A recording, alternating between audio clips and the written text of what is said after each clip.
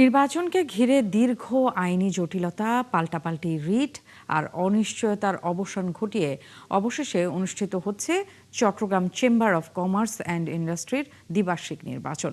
শনিবার সকাল থেকেই চট্টগ্রামে আগ্রাবাদের ওয়ার্ল্ড ট্রেড সেন্টারে ভোট দিয়েছেন ব্যবসায়ীরা। দীর্ঘ 1 বছর পর নির্বাচন হওয়ায় এ নিয়ে ভোটারদের মধ্যে রয়েছে তুমুল উৎসাহ উদ্দীপনা। চট্টগ্রাম থেকে প্রণবেশ চক্রবর্তী প্রতিবেদন। সকাল থেকে ভোট দিয়ে চট্টগ্রাম চেম্বারের প্রতিনিধি নির্বাচন করতে চট্টগ্রামের আগ্রাবাদের ওয়ার্ল্ড ট্রেড সেন্টারের নিচতলায় ভিড় জমান ব্যবসায়ীরা।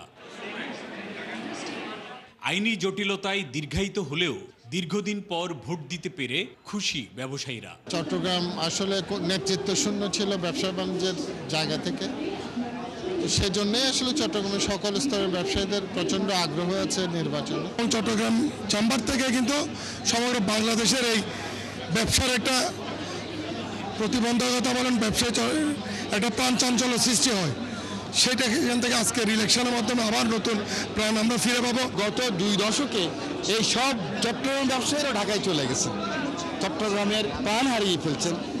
এই চেম্বারের মাধ্যমে, এই নির্বাচনের মাধ্যমে আমি আশা করি এই যে বন্ধ প্রবাহ, এটা আবার নতুন করে একটা ধারা সৃষ্টি করবে। ভোটারদের প্রত্যাশা নির্বাচিত প্রতিনিধিরা ব্যবসায়ীদের অধিকার, সমস্যা ও কল্যাণে কার্যকর ভূমিকা রাখবেন। প্রতিটা ব্যবসায়ী সংগঠনেই আপনার ভোটের মাধ্যমেই প্রতিনিধিত্ব করাটা অনেক বেশি ভালো। বর্জন বলে কোনো কথা নেই, ব্যালট পেপারে সবারই নাম আছে। এখানে কিন্তু বিভিন্নমুখী ভোট হচ্ছে, আমরা দেখতে পাচ্ছি বিভিন্নমুখী ভোট দিচ্ছে, বিভিন্ন জনকে বিভিন্নভাবে ভোট দিচ্ছে। এবারের নির্বাচনে অংশ নেয় 2টি প্যানেল, একটি সম্মিলিত ব্যবসায়ী পরিষদ এবং অন্যটি ইউনাইটেড বিজনেস ফোরাম।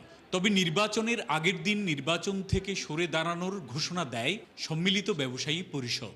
আমি সবসময় বিশ্বাস করি এই যে গতকালকে যারা নির্বাচন ছেড়ে চলে গেছেন আর কি, এই চট্টগ্রাম চেম্বারের কাজে এবং দেশের অর্থনৈতিক বিনির্মাণে তারা সবাই একসাথে হবে ইনশাআল্লাহ।